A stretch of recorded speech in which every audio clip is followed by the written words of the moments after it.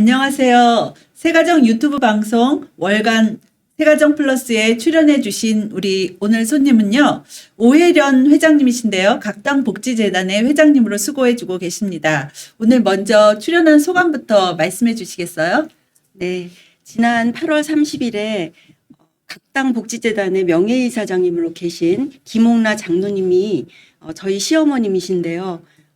호천하시고 그 무렵에 새가정에 원고를 부탁받고 글을 쓰게 됐어요.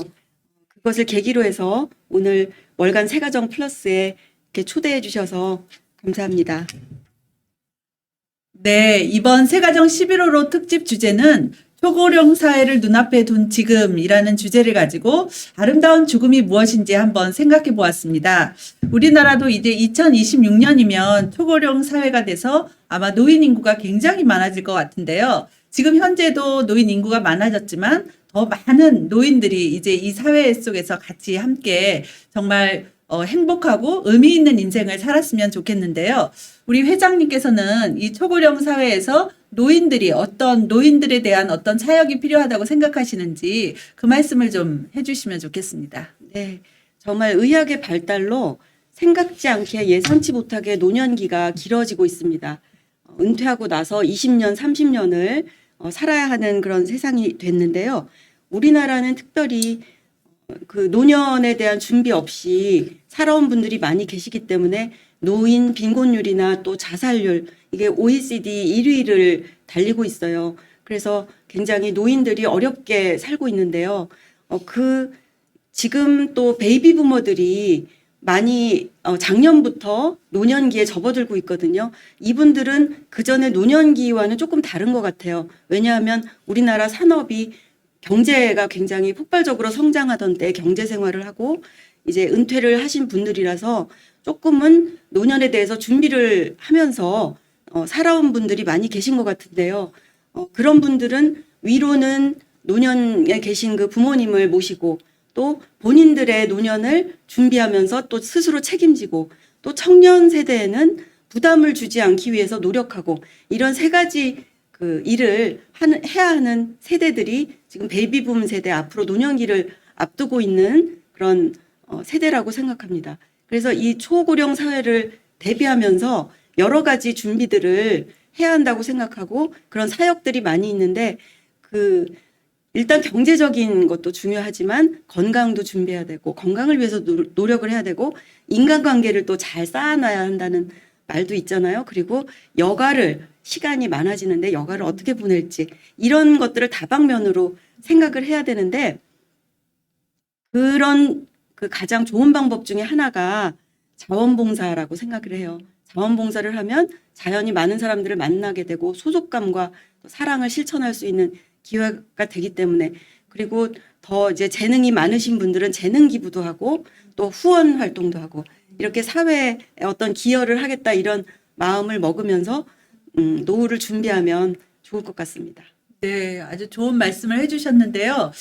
각당 복지재단의 그런 취지로 아마 설립하신 우리 명예이사장님이신 김옥나 명예이사장님이 올해 8월 30일 날 소천하셨잖아요. 그래서 제가 듣기에 그 김옥나 명예회장님이 돌아가실 때 정말 아름다운 죽음을 보셨다고 정말 죽음 준비도 많이 하셨고 그리고 다른 사람들에게 정말 본이 되는 그런 죽음의 모습을 보여주셨다고 그렇게 들었는데요.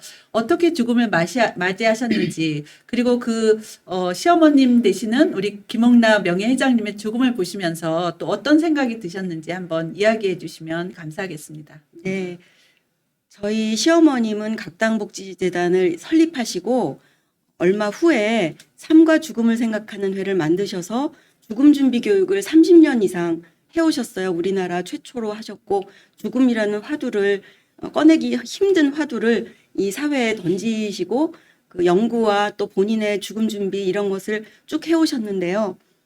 항상 하시던 말씀이 사람은 살아온 대로 죽는다라는 말씀도 하셨고 또 죽음은 펴보지 않은 책과 같다라고 말씀을 하셨어요.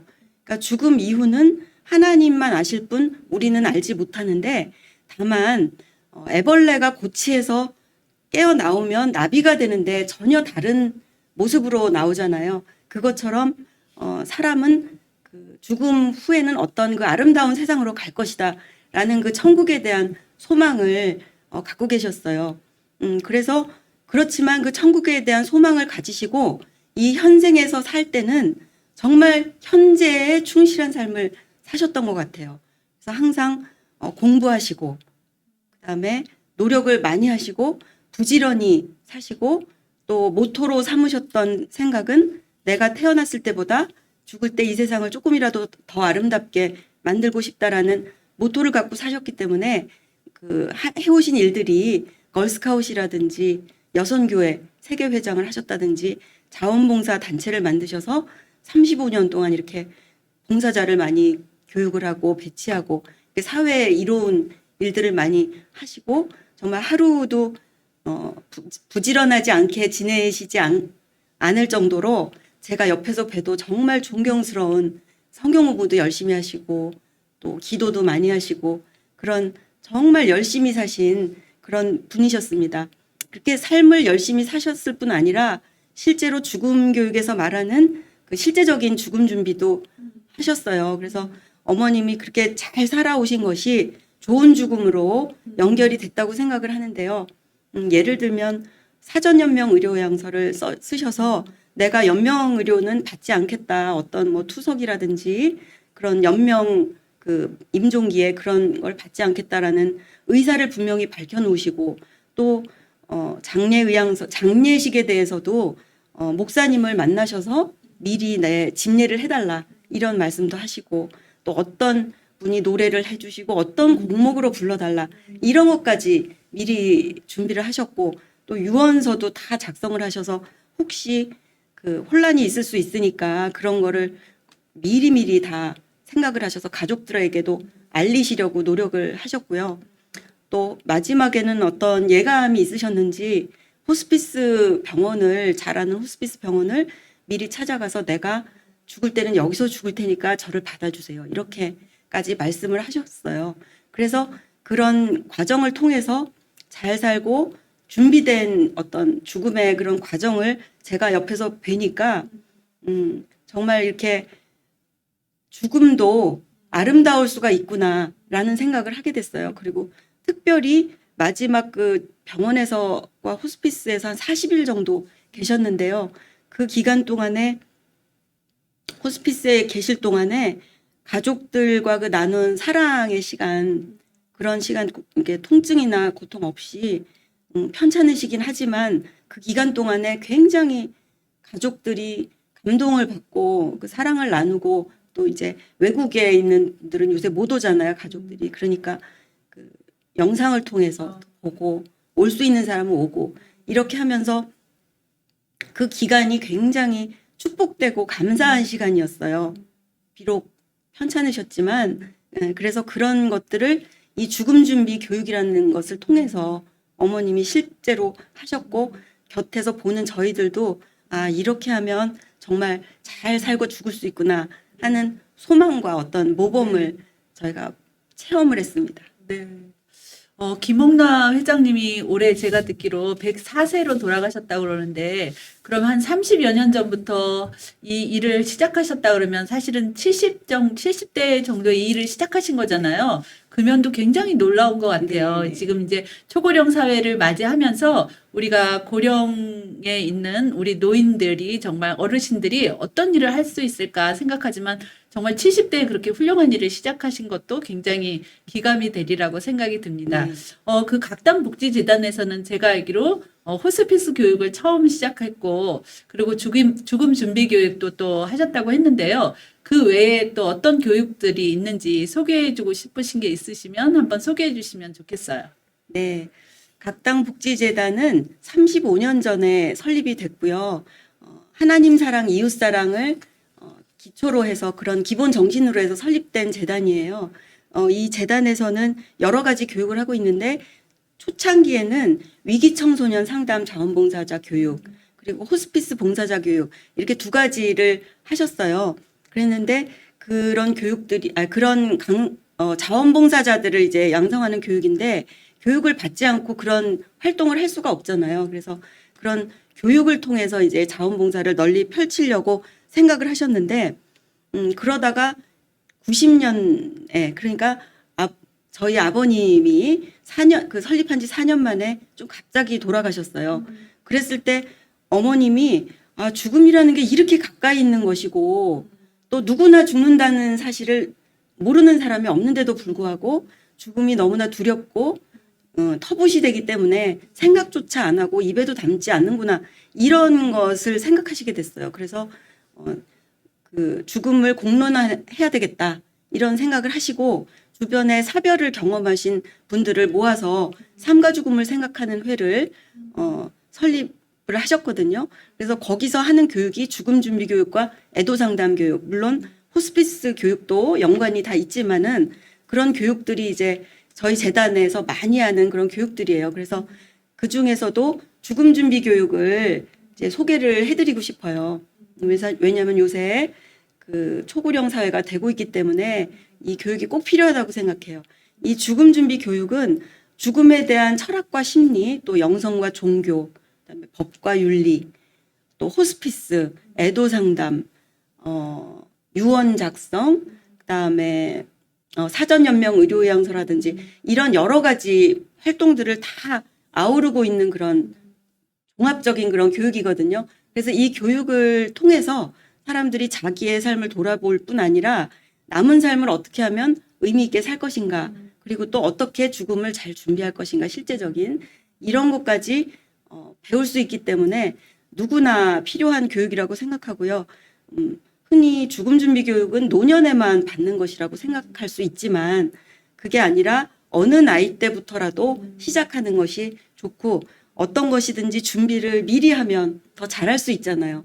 그래야 남은 삶을 더 잘 살 수 있으니까. 그래서 이거를 미리부터 이제 전 국민이 받는다면 세대별로 맞는 교육을 받는 것이 꼭 필요하다고 생각합니다. 네, 아주 귀한 말씀을 해주셨는데요. 아마 이 방송을 들으시면 많은 분들이 그 죽음 준비 교육에 대해서 관심도 가지시고 많이 교육을 받고 싶어 하실 것 같아요.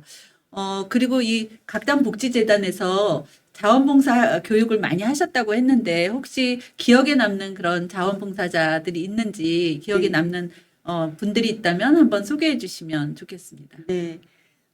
저는 그 어떤 한 분을 생각하기보다는요, 이 재단에서 그 교회를 통해서 많이 오시거든요. 이제 기독교 정신을 기반으로 해서 그런지 교회를 통해서 많은 분들이 와서 교육을 받으시고 자원봉사를 하시는데 그분들을 뵈면 항상 그 얼굴이 천사 같다 이런 생각을 하게 돼요.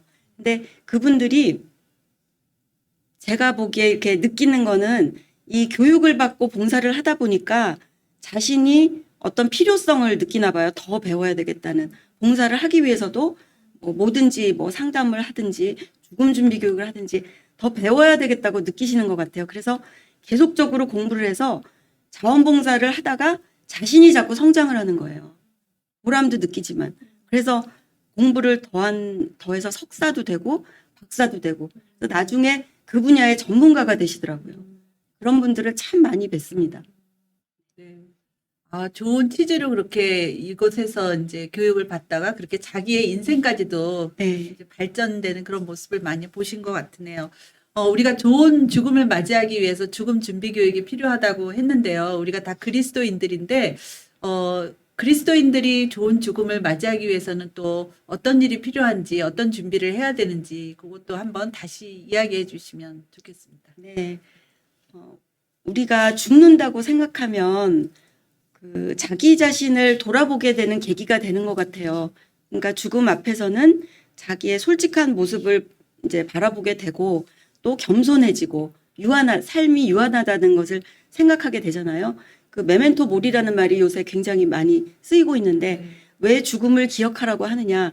죽음을 기억하면 내가 유한하고 그러니까 내가 앞으로 어떻게 살아야 되겠다 이런 거를 자각을 하게 되는 거죠. 그 강력한 힘을 죽음이라는 것을 생각하는 것에 그 강력한 힘이 있다고 생각을 하거든요. 그리고 실제로 그 엘리자베트 퀴블러 로스 박사가 있잖아요. 그분이 죽음에 대해서 정말 많은 책을 쓰시고 연구를 한 의사신데 그분이 임종기에 있는 환자들을 호스피스에서 만나셨대요. 근데 만나서 제일 후회되는 게 뭐냐라고 물으니까 건강할 때 내가 하고 싶은 대로 못 살았다. 그걸 후회하더래요. 왜냐하면 뭐 체면 때문에 남을 의식해서 뭐 어떤 두려움 때문에 그 내가 하고 싶은 대로 못 살고 남의 눈에 비치는 대로 맞춰서 살았다. 이런 얘기를 하면서 이제 건강하다면 그렇게 살지 않고 진짜 내가 진정으로 원하는 대로 살아보고 싶다. 이런 얘기들을 하더래요. 그것처럼 그런 노력을 해간다면 조금 더 그쪽에 가까워질 수 있을 것 같고요. 그리고 그렇게 하려면 어떤 과거의 미련이나 또 후회, 그다음에 미래에 대한 두려움 이런 것 때문에 현재를 충실하게 못 사는 경우가 참 많다고 생각하거든요. 그래서 현재 지금에 충실해라. 까르페 디엠이라는 말이 있잖아요. 그런 말이 있는데 그렇게 사는 것이 바로 하나님께서 바라시는 우리의 모습이 아닐까 그렇게 생각이 듭니다.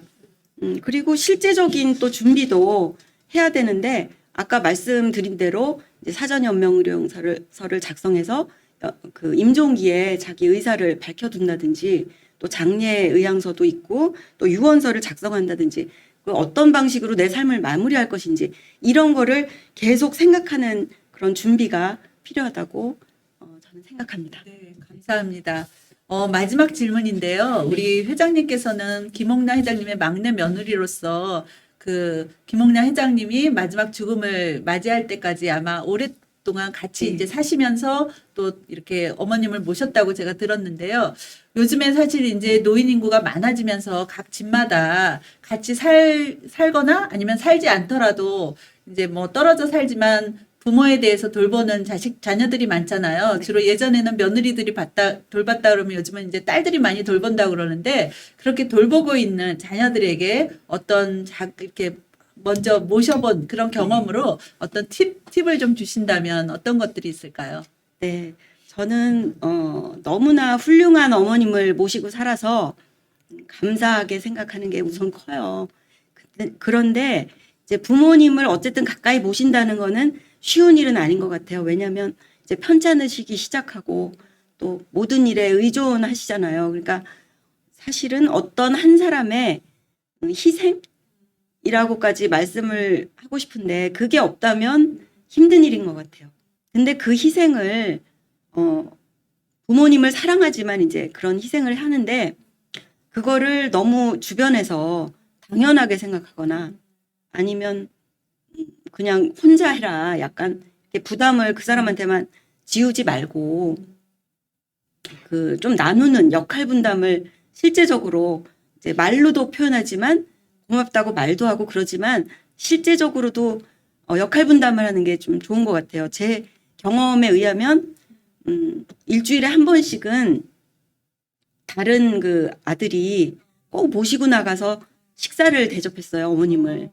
그 다음에 그 또 병원에 가시는 거는 어떤 분이 꼭 맡아서 해주셨어요. 그리고 남편 같은 경우는 제가 막내 며느리거든요. 그러니까 이제 고맙게 생각을 하면서 그 어떤 갈등 상황이 있을 수 있잖아요. 뭐 큰 갈등이든 작은 그런 갈등이 있을 때 살짝은 제 편을 들어줬거든요.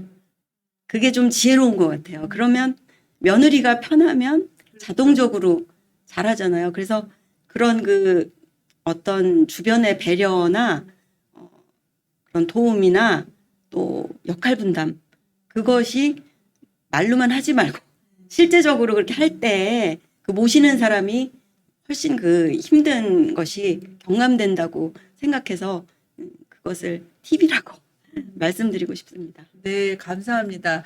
이야기 듣다 보니까 사실 어르신들 병원에 모시고 가는 것도 굉장히 큰일이고 또 병원 가면 한참 기다려야 되고 네. 하루를 거의 그냥 굉장히 에너지 소비가 많거든요. 모시고 가는 자녀들도.